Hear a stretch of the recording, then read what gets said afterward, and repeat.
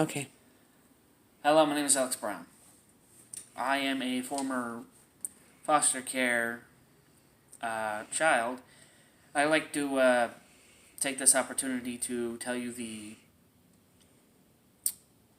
shall we say, the back portions of what the Child Protective Services, or whatever they call it in your local county, wherever you may be, what they call it in your area.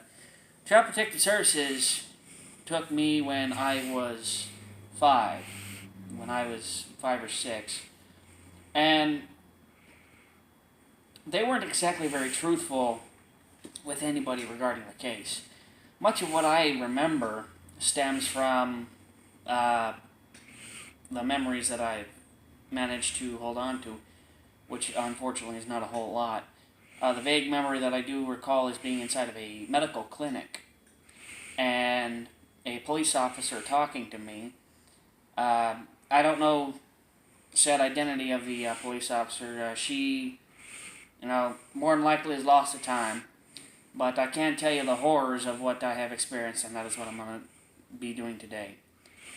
When I was first taken, I was put inside of a quote-unquote home with a woman that I shall not disclose due to various reasons that I cannot go into.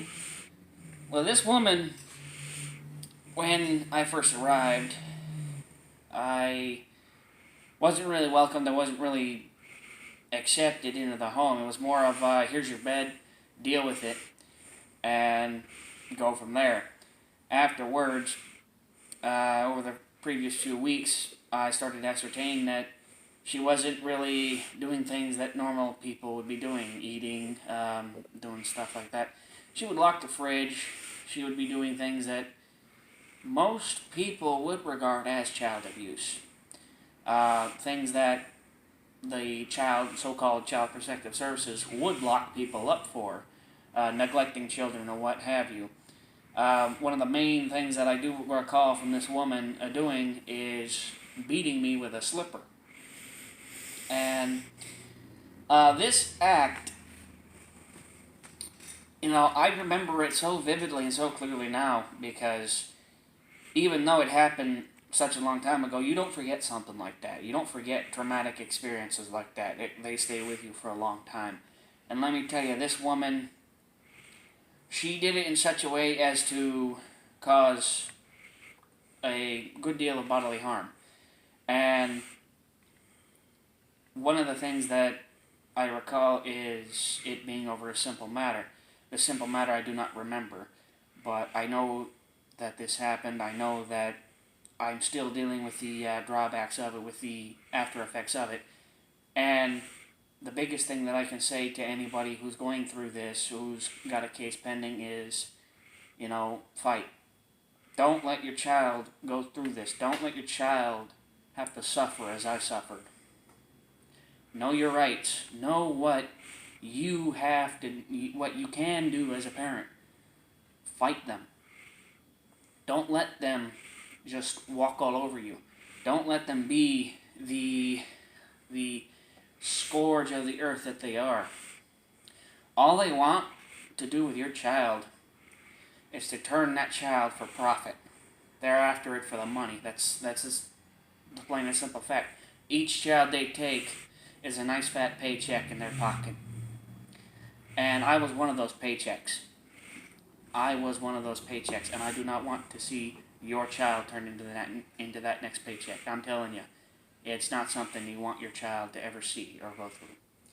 I'm telling you this because I know if it were my child, I would not allow this to happen. If CPS ever approaches you regarding any kind of situation that they're investigating, one of your primary rights is, if they want to take your child, they have to have a warrant of seizure to do so. If they do not have a warrant of seizure and they do not present one to you, you don't have to even answer the door. You got to know your rights, do your research, because they don't care. They will stomp on you as much as they can. They stomped on my family. They stomped on me being in that system for 10 years. Over 10 years, I was in that system. And it is hell on earth, let me tell you. This woman, the first one that I was with, she is currently, as of this moment that I know of, Sorry. Damn it. as of this moment, she's currently facing trial for child abuse.